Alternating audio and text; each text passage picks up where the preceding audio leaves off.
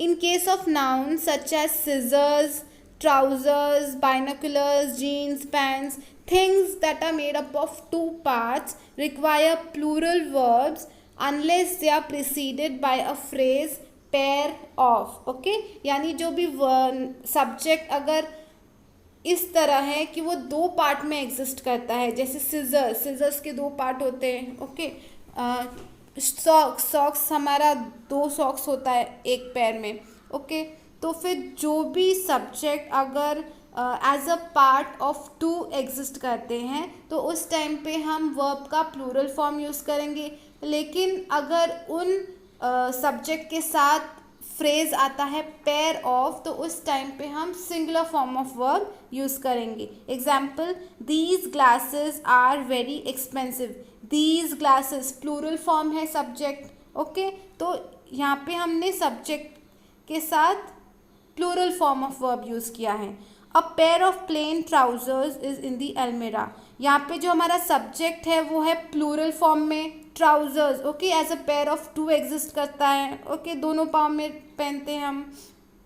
तो यहाँ पे साथ में हमने यूज़ किया है अ पेयर ऑफ, यानी जो फ्रेज आया है अ पेयर ऑफ सब्जेक्ट के साथ. ओके, तो उस टाइम पे हम वर्ब का फर्स्ट फॉर्म यूज़ करेंगे. अगर अ पेयर ऑफ फ्रेज नहीं है तो हमें वर्ब का प्लूरल फॉर्म यूज़ करना है. अगर साथ में अ पेयर ऑफ फ्रेज है तो उस टाइम पे हमें वर्ब का फर्स्ट फॉर्म यानी सिंगुलर फॉर्म यूज़ करना है. ओके,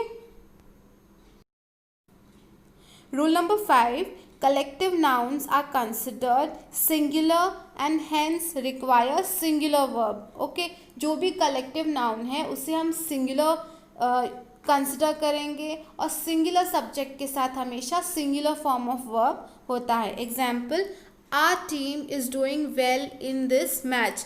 टीम मतलब उसमें बहुत सारे पर्सन्स होंगे, लेकिन ये कलेक्टिव नाउन है इसलिए हम इसे एक सिंगुलर नाउन कंसिडर करेंगे और कलेक्टिव नाउन के साथ हमेशा singular form of verb use होता है. आवर टीम कलेक्टिव नाउन है, उसके साथ हमने singular form of verb is use किया है. Her family is very helpful. Her family means more than one person और एक कलेक्टिव नाउन है इसलिए हमने फैमिली के साथ वर्ड इज़ यूज़ किया है.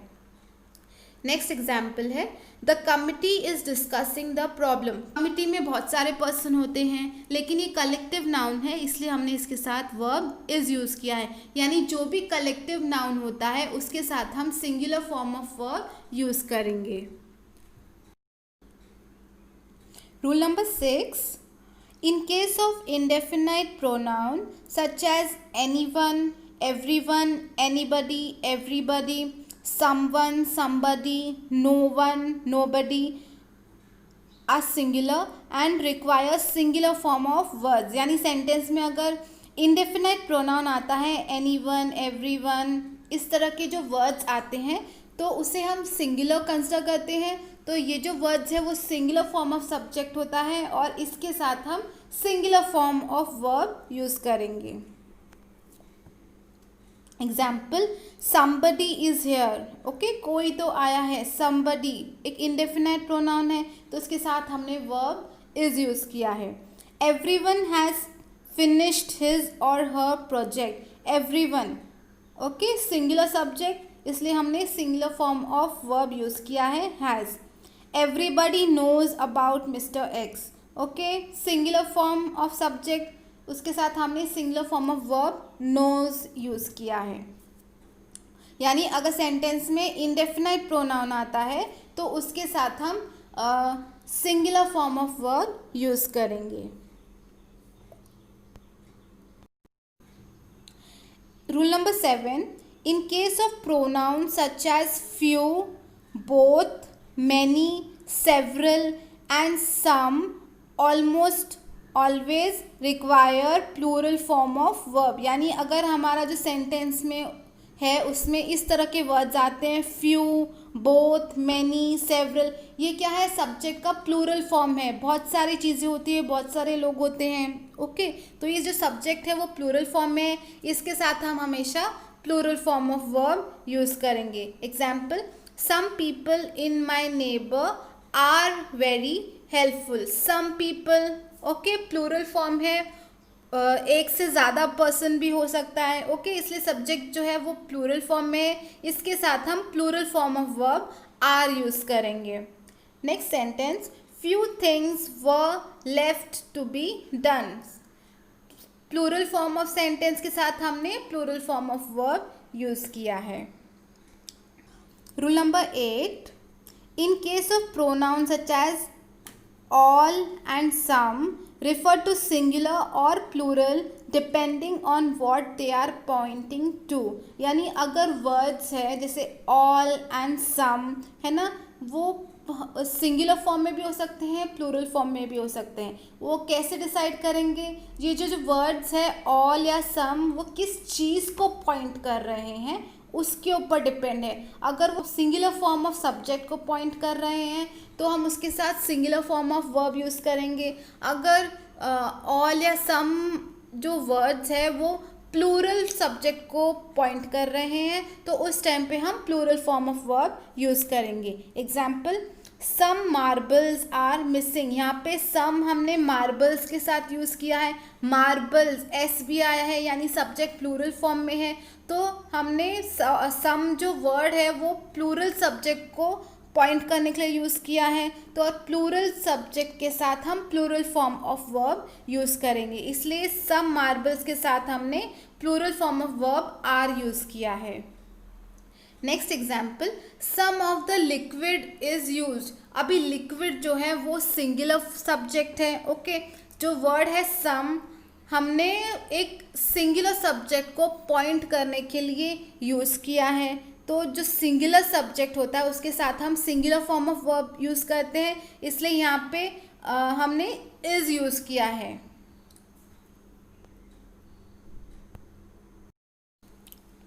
Rule number 9, in case of word that end in s but are singular require singular verbs, and in case of word that ends in s but are plural require plural verbs. यानी जो हमारा सब्जेक्ट है उसका जो word है अगर s से एंड हो रहा है और सिंगुलर फॉर्म में है तो उसके साथ हम singular form of verb use करेंगे, okay.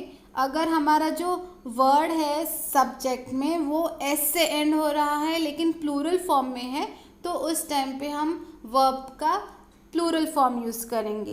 Example, the news is so embarrassing. यहाँ पे न्यूज़ है, एक साथ हम बहुत सारी न्यूज़ के बारे में बात नहीं करते, एक ही न्यूज़ के बारे में हम बात कर रहे हैं. तो हमारा जो सब्जेक्ट है वो सिंगुलर फॉर्म में है और वर्ड के एंड में एस आ रहा है तो हम उसके साथ singular form of verb is use करेंगे. Next sentence, a sincere thanks go to a principal. यहाँ पे थैंक्स एक थैंक्स होता नहीं है, सब लोग मिलके थैंक्स करते हैं, ओके. तो ये सब्जेक्ट है हमारा वो प्लूरल फॉर्म में है. जो वर्ड है सब्जेक्ट का वो एस से एंड हो रहा है और प्लूरल फॉर्म में है, इसलिए हमने इसके साथ plural form of verb use किया है. नेक्स्ट है, the media have exposed the facts. Facts मतलब बहुत सारी चीज़ों के बारे में जो इन्फॉर्मेशन होती है वो होता है, ओके. यानी जो वर्ड है वो प्लूरल फॉर्म में है, जो सब्जेक्ट है हमारा प्लूरल फॉर्म में है, इसलिए हमने इसके साथ plural form of verb use किया है. यानी अगर जो वर्ड है वो सब्जेक्ट का वो एस से एंड हो रहा है लेकिन सिंगुलर फॉर्म में है तो हम उसके साथ singular form of verb use करेंगे. अगर हमारा जो सब्जेक्ट का जो वर्ड है वो एस से एंड हो रहा है और प्लूरल फॉर्म में है तो हम उसके साथ plural form of verb use करेंगे. Rule number 10, in case of relative pronouns such as who, whom, which, that, etc. are considered either singular or plural depending upon the words they are pointing to. यानी अगर relative pronoun sentence में use हो रहा है वो जिस चीज़ को, जिस पर्सन को जो पॉइंट कर रहा है, यानी हमारा जो सब्जेक्ट है अगर वो सिंगुलर फॉर्म में है तो हम उसके साथ singular form of verb use करेंगे. अगर वो प्लूरल फॉर्म में है तो हम उसके साथ plural form of verb use करेंगे. Example, the marketing manager is a good researcher who spends enough time to study the market. Okay, यहाँ पे जो हमारा पर्सन है जिसको हम पॉइंट कर रहे हैं वो है मार्केटिंग मैनेजर। जो सब्जेक्ट है हमारा सिंगुलर फॉर्म में है, इसलिए हमने उसके साथ singular form of verb spends use किया है। The marketing managers are good researchers who spend enough time to study the market। यहाँ पे marketing managers है, ओके, जो सब्जेक्ट है वो प्लूरल फॉर्म में है, इसलिए हमने इसके साथ plural form of word are use किया है, और जो वर्ब है वो स्पेंड वो भी प्लूरल फॉर्म में है। ओके, यानी हमारा जो रिलेटिव प्रोनाउन है वो जिस सब्जेक्ट को पॉइंट कर रहा है वो अगर सिंगुलर फॉर्म में है तो हम singular form of word use करेंगे, और अगर वो प्लूरल फॉर्म में है सब्जेक्ट हमारा तो हम उसके साथ plural form of verb use करेंगे।